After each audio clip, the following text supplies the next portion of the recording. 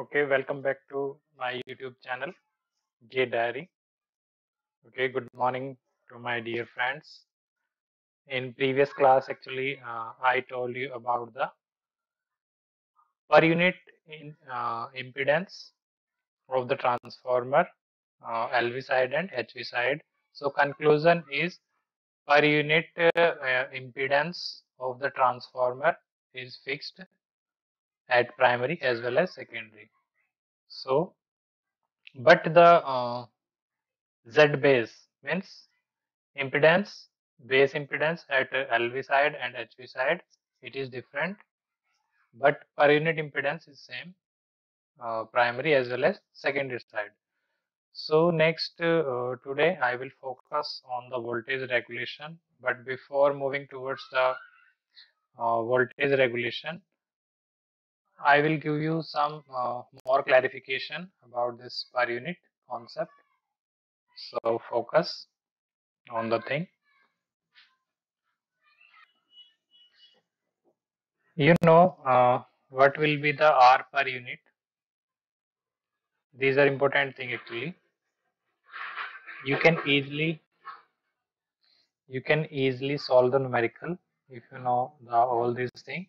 So you know R per unit equal to how to calculate R equivalent in it will be given in ohm divided by Z base. Z base you can find out at any side either LV or HV. So this is basically R equivalent ohm. Z base you can write V rated by I rated. So Z base equal to V rated. Okay. This R equivalent ohm into I rated, it is the full load resistive drop. It is full load if I rated is 1 per unit or I rated is full load. I rated means full load current. Okay. So it is full load resistive. V rated means full load voltage. Okay. Resistive drop in per unit. Drop in per unit. Resistive drop and divided by V rated. V rated means full load voltage. Okay. So ये voltage drop है आपका volts by V rated. तो ये हो जाएगा आपका full load resistive. ये important है आपको आगे use होगा. Resistive drop in per unit. Okay. तो ये जो R per unit आपको given है ये directly किसकी equivalent है? It is equivalent to the full load resistive drop in per unit. Okay. Similarly, you can find out in another way R per unit equal to I rated whole square into R equivalent in ohm. I rated it is in amps and S rated. Okay. ये basically मैंने क्या किया यहाँ पे Z base को लिखा V rated by I rated और इसको Z बेस को दूसरी फॉर्म में लिख सकते हैं आप S rated by I rated whole square. Okay. तो ये हो जाएगा आपका I स्क्वायर R इक्विवेलेंट क्या हो जाएगा ये भी आपका फुल लोड कॉपर लॉस. ये हो जाएगा आपका full load copper loss in per unit. Okay. तो ये काफी इंपॉर्टेंट है. R पर यूनिट अगर आपको गिवन है then you know two information full load resistive drop in per unit and second important information it is equivalent to the full load copper loss in per unit. Directly R per unit it is giving two information. Next X per unit, it will help you to solve the numerical in per unit. X equivalent in ohm divided by Z base. Okay, so in same fashion Z base you can write V rated by I rated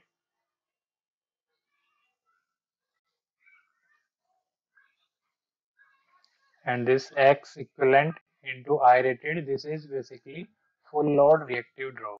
This is full load reactive drop. Why I am writing full load? Because I rated is the full load current. Full load current. V rated full load voltage. Okay. Full load reactive drop. Okay. Divided by V rated. तो actual value को आप करेंगे rated से या base से divide करेंगे तो आपको मिल जाएगी per unit value. So it is full load reactive drop in per unit. Important चीजें हैं एक्स पर यूनिट, ये डायरेक्टली आपको देगा information.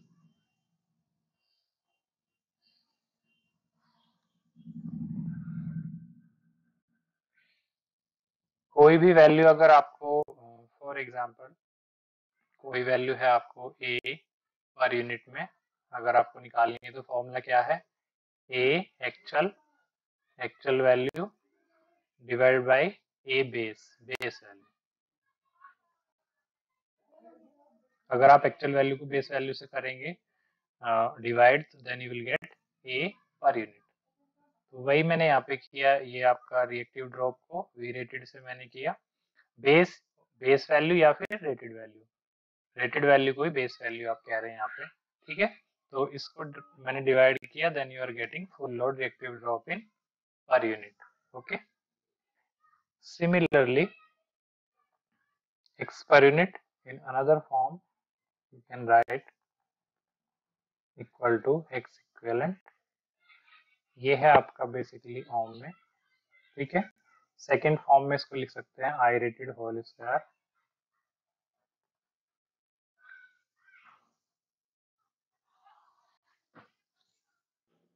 Okay. Divided by S rated.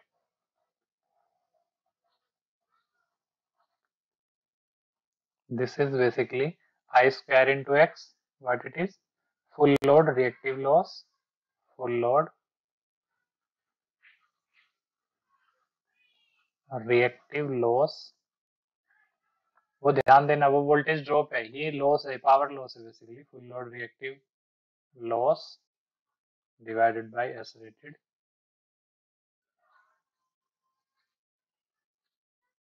ध्यान देना आप इन सब छोटी छोटी टर्म्स पर. तो ये हो जाएगा full load reactive loss, full load reactive loss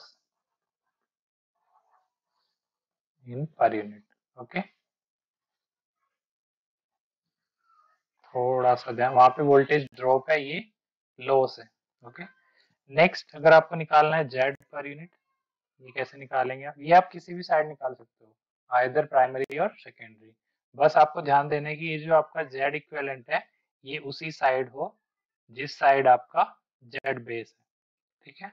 अगर जेड बेस आपका एलवी साइड है तो जेड इक्विवेलेंट एलवी साइड होगा, और जेड बेस अगर एचवी साइड है तो जेड इक्विवेलेंट होगा आपका एचवी साइड. उसी तरफ आप ट्रांसफर कर लेंगे जो भी आपका टोटल इम्पीडेंस है प्राइमरी एंड सेकेंडरी साइड. अभी जब न्यूमेरिकल करेंगे तो क्लियर हो जाएगा.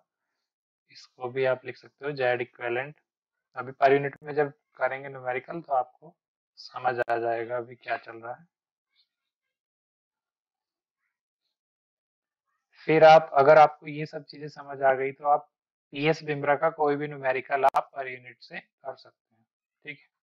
पीएस बिमरा में किया होगा उसने एक्चुअल वैल्यू से लेके, और आपको काफी लेंथी पड़ेगा अगर आप एक्चुअल वैल्यू से करेंगे. लेकिन अभी यहाँ पे करेंगे सारे न्यूमेरिकल रेगुलेशन और एफिशिएंसी के, तो सब पर यूनिट से करने वाले हैं. फुल लोड, ये क्या है? Impedance drop. Z इंटू आई क्या है? इम्पीडेंस ड्रॉप है. और डिवाइड कर रहे हो आप, ड्रॉप किस में है? वोल्टेज में है, वी रेटेड से. तो ये आपका फुल लोड इम्पीडेंस ड्रॉप हो जाएगा पर यूनिट में.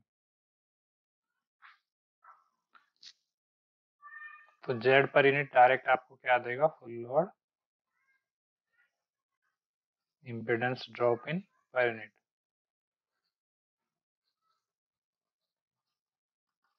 Okay. Similarly, in other word, you can write Z per unit. Z equivalent, ये बेसिकली ध्यान देना ये ओम में है आपका, और जो पर यूनिट में है ये यूनिट लेस है, इसका कोई वैल्यू नहीं है आपका, ठीक है।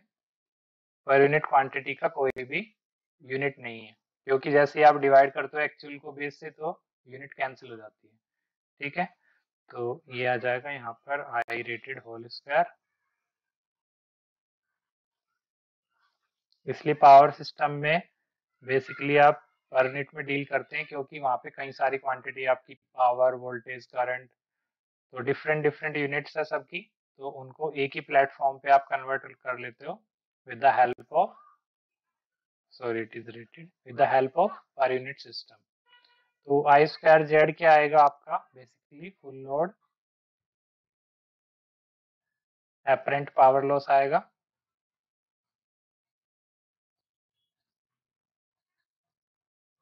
Apparent power loss in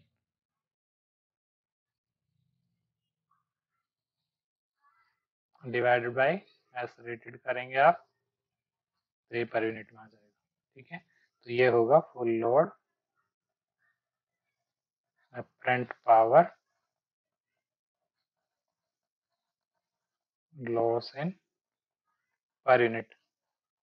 basically आपको ये इतना सारा याद रखने की जरूरत नहीं है, you need only this thing, ये इंपॉर्टेंट है कि आर पर यूनिट अगर आपको गिवन है तो ये क्या है, फुल लोड रेजिस्टिव ड्रॉप, और आर पर यूनिट आपको गिवन है तो ये क्या है, ये फर्स्ट वाला भी आपको ज्यादा याद नहीं रखना, ये वाला याद रखना, सेकंड वाला, ये तो आपको याद रहना ही चाहिए कि जो फुल लोड है आर पर यूनिट गिवन है तो ये क्या है, full load copper loss in per unit, ये डायरेक्ट आपको कॉपर लॉस दिया है, ठीक है।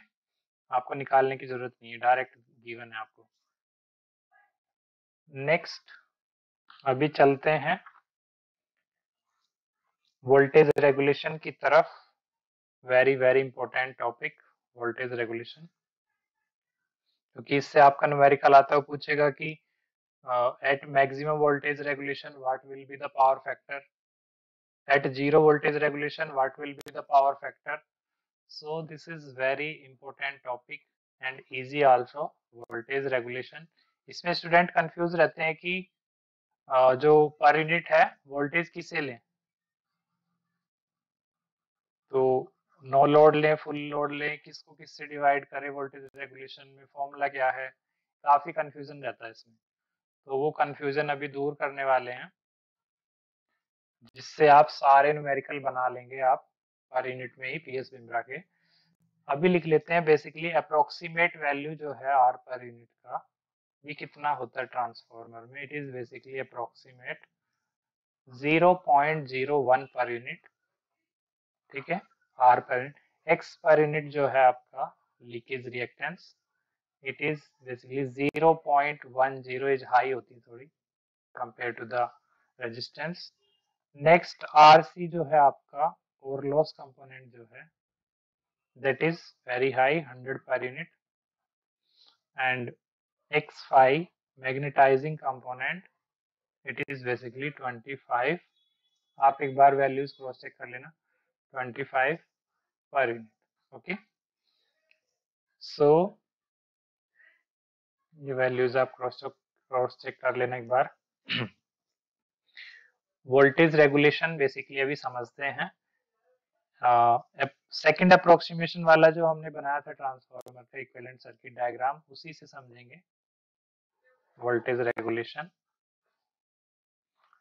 बेसिकली पावर ट्रांसफार्मर की बातें कर रहे हैं यहाँ पर। तो ये है आपका R equivalent and J X equivalent, ये हमने फाइनल सेकंड अप्रोक्सीमेशन करके इक्विवेलेंट सर्किट डायग्राम बनाया ट्रांसफार्मर का, और यही इसको कहा हमने input voltage, and this is the output voltage और रेटेड वोल्टेज और फुल लोड वोल्टेज, ओके। यही है आपकी फुल लोड वोल्टेज और रेटेड, और ये कुछ करंट इससे जाएगा, यहीं पर आपका लोड कनेक्ट होगा। अभी मैंने कनेक्ट नहीं किया, सेकेंडरी साइड ही तो आपका लोड कनेक्ट होगा, तो यहीं पर आपका लोड कनेक्ट होगा, अभी मैंने कनेक्ट नहीं किया लोड, ठीक है। तो बेसिकली जो फॉर्मूला है वोल्टेज रेगुलेशन का वो क्या है, इसको आप अपने दिमाग में फिट कर लो। क्योंकि यही रहने वाला है ऑलवेज। आपको पता है फुल लोड वोल्टेज क्या है, रेटेड वोल्टेज है आपकी, ठीक है। तो ये लिख लो आप यहाँ पे, no load voltage minus full load voltage. Full load means base और rated, full load voltage. No load means V in, क्योंकि यहाँ पर कोई लोड नहीं कनेक्टेड है, तो वी रेटेड किसके बराबर होगा, वी इन के। तो नो लोड वोल्टेज है आपकी वी इन, और फुल लोड पे जो वोल्टेज है दैट इज वी। डिवाइड किससे करना है आपको, इसमें बड़ा कंफ्यूजन रहता है। डिवाइड करना है आपको फुल लोड वोल्टेज से। किससे करना है, फुल लोड वोल्टेज से डिवाइड करना है। इसको आप अपने दिमाग में एकदम प्रिंट कर लो। और ये किसके इक्वल होगा, पर यूनिट। ये क्या होगा, पर यूनिट। इसको मल्टीप्लाई कर लेंगे आप 100 से, तो आपको परसेंटेज में मिल जाएगा।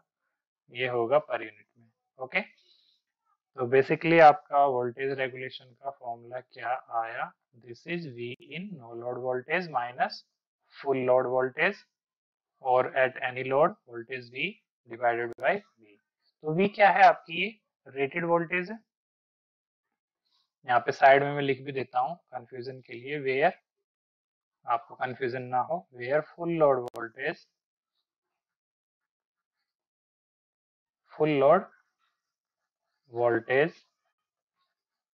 Equal to V rated. Okay, तो ये V क्या है आपका, फुल लोड वोल्टेज, इसी को मैंने कहा V रेटेड। यही है आपकी बेस वोल्टेज। तो फॉर्मूला क्या बन जाने वाला है आपका voltage regulation, V in by V rated. काफी इंपॉर्टेंट है, -1। और V इन क्या है आपकी, actual voltage divide by V rated. तो इसी को आप कह देंगे V इन पर यूनिट। थोड़ा सा ध्यान देना आपको यहाँ पे, V इन पर यूनिट -1। तो वोल्टेज रेगुलेशन का फॉर्मूला आपका बन गया V in per unit minus, very very important. अभी एक न्यूमेरिकल बनाएंगे, उसमें देखेंगे कि पावर फैक्टर और वोल्टेज रेगुलेशन में क्या रिलेशनशिप है। उसके बाद फेजर बनाएंगे, और उसके बाद कंडीशन चेक करेंगे कि क्या क्या कंडीशन होंगी, minimum voltage regulation, maximum voltage regulation and zero voltage regulation के लिए। तो आई होप ये आपको इतना अभी समझ आया कि जो नो लोड वोल्टेज है, वी इन मैंने माना रेटेड वोल्टेज, और फुल लोड वोल्टेज इसको मैंने बेस वोल्टेज माना, ये है मेरी 1 पर यूनिट। ओके, रेटेड है। तो formula always no load minus full load divided by full load voltage. Okay, so अभी एक न्यूमेरिकल बना लेते हैं इस पर। मैं यहाँ पे न्यूमेरिकल लिख रहा हूँ, फिर देखते हैं इसका। न्यूमेरिकल की कंक्लूजन से निकल के आएगा कि जो आपका पावर फैक्टर है, इट इज हाईली, सॉरी, ये जो आपका वोल्टेज रेगुलेशन है, it is highly dependent on the power factor, load power factor. Okay, हाँ, तो ये न्यूमेरिकल आपको गिवन है। A transformer per unit impedance Z per unit equal to 0.10 per unit and R per unit equal to 0.01 per unit. You have to calculate the phase difference between output voltage and input voltage on full load.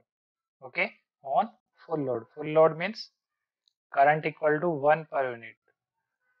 Full load at 0.8 pf lag.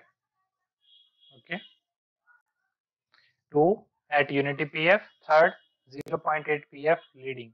तो आप क्या कर रहे हो, full load पे है आपका transformer, but at different pf you have to calculate the input voltage and its phase difference between the input voltage and output voltage. So how to solve, you know,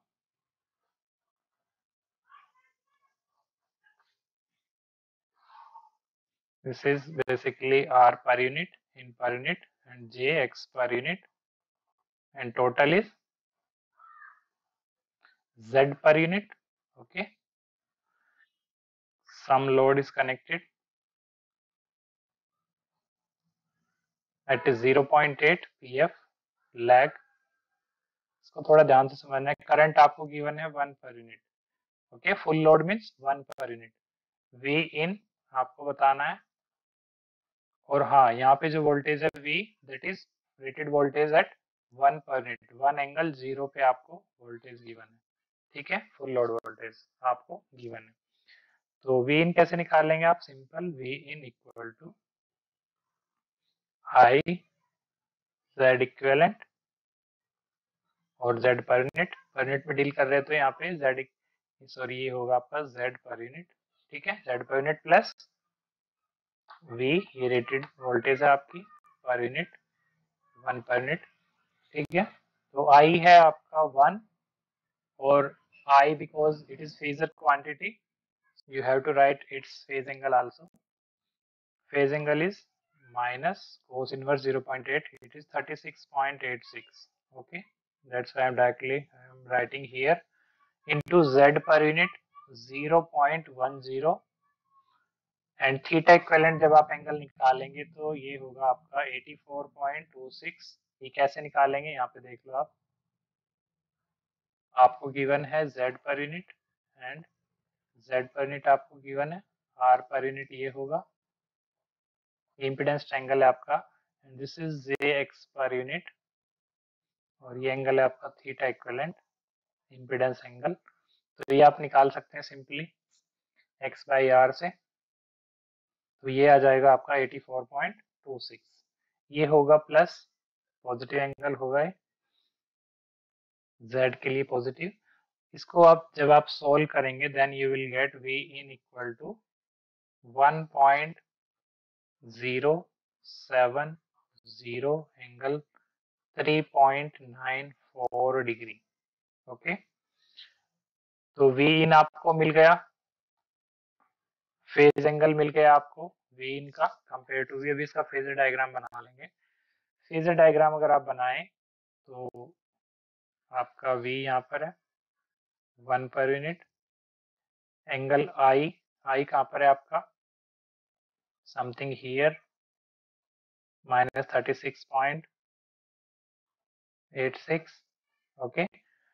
R equivalent अगर आपसे कहा जाए तो आप यहाँ पर बना देंगे, सॉरी, R पर यूनिट आप यहाँ पर बना देंगे, और अगर आपसे कहा जाए कि ये बना देंगे आप JIX पर यूनिट बना देंगे आप, okay, and this is your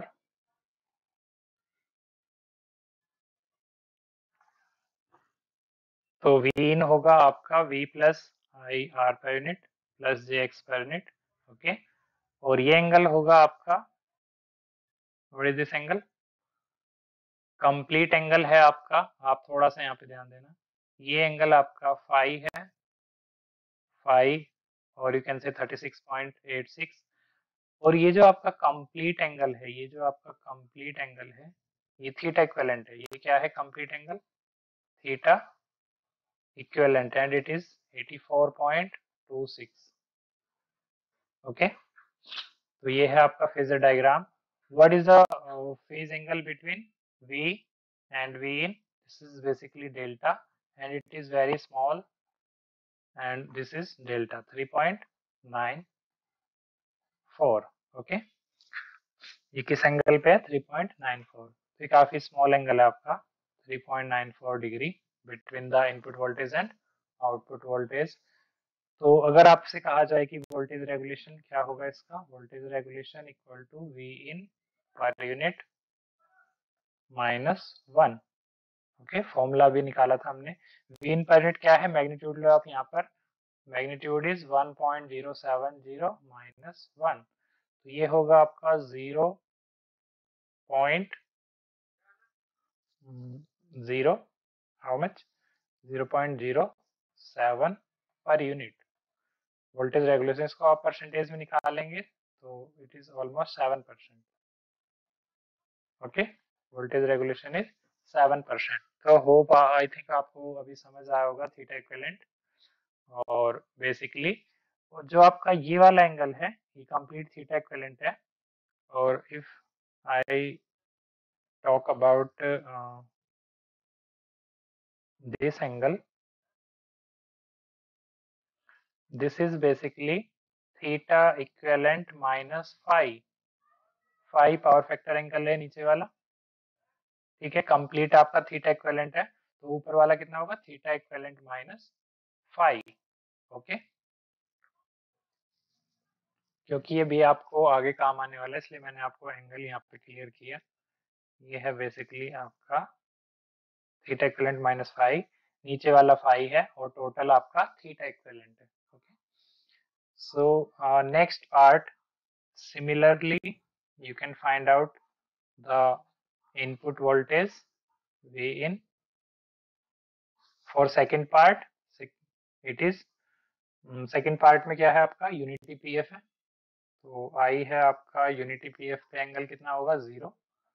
so angle 0, Z equivalent कितना है आपका, सेम है 0.10, 84.26 एंड प्लस 1 0, ओके। इसको आप सॉल्व करेंगे, then you will get 1.0148 angle 5.626, ये आएगा आपका वी इन पर यूनिट में, ओके। वोल्टेज रेगुलेशन आप निकाल सकते हैं, वी इन पर यूनिट -1, सो 1.0148 -1, तो ये आ जाएगा आपका 0.148 पर यूनिट। परसेंटेज की अगर बात करें 14.8%, ओके।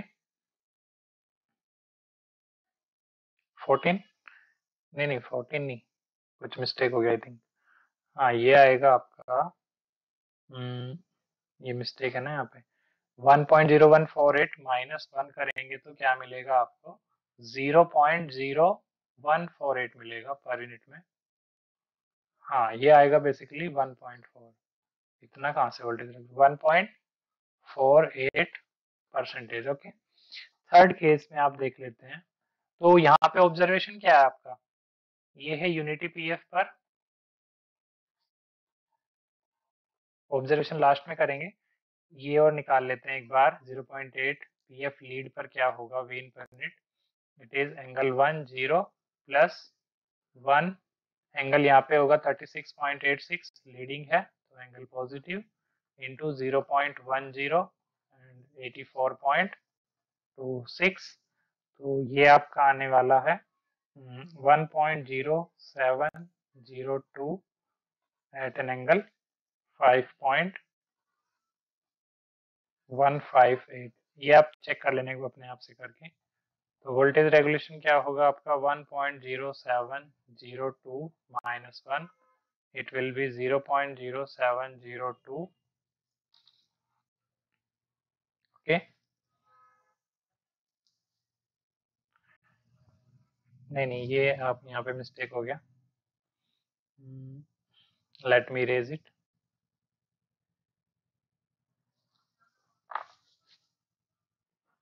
हाँ थर्ड पार्ट में जब आप इसको सॉल्व करेंगे, ये मैंने गलत लिख दिया यहाँ पे, this will be I think 0.9521, angle ठीक है 5.158 एंगल ठीक है, तो ये होगा आपका 0.95, आप अपने आप से करके देखना तो एक्यूरेट आपको पता लगेगा, ठीक है। मैंने रफ में किया कैलकुलेशन बेसिकली, तो वोल्टेज रेगुलेशन क्या होगा आपका 0.9521 -1, तो ये नहीं आएगा, क्या आएगा, ये आएगा बेसिकली 0.0702, हाँ ये होगा आपका 0.0479, इसको अगर परसेंटेज में करेंगे तो ये आ जाएगा आपका 4.79%। तो ऑब्जर्वेशन क्या है आपकी, ऑब्जर्वेशन यहाँ पर लिख लेते हैं, as you are changing the load power factor you are getting the different voltage regulation। Number 1 case में वोल्टेज रेगुलेशन, और यहाँ पर लिख लेते हैं पावर फैक्टर 0.8 लैग और एक यूनिटी पीएफ पर किया था। Next 0.8 lead. तो इन पर वोल्टेज रेगुलेशन क्या मिला बेसिकली? 0.8 लीड पर मिला, माइनस ये होगा बेसिकली आपका, माइनस में आएगा माइनस 4.79.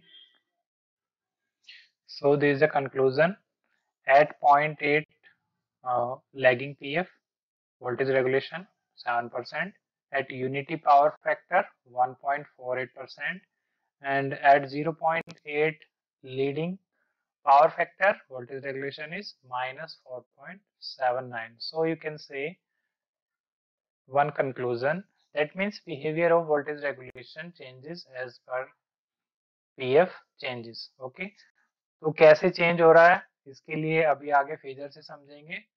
आई होप आज के लिए आप इतना ही कर लो, ठीक है। Okay, thank you guys, thank you for watching this video and please subscribe this channel also, it will be helpful for you. Okay, thank you guys.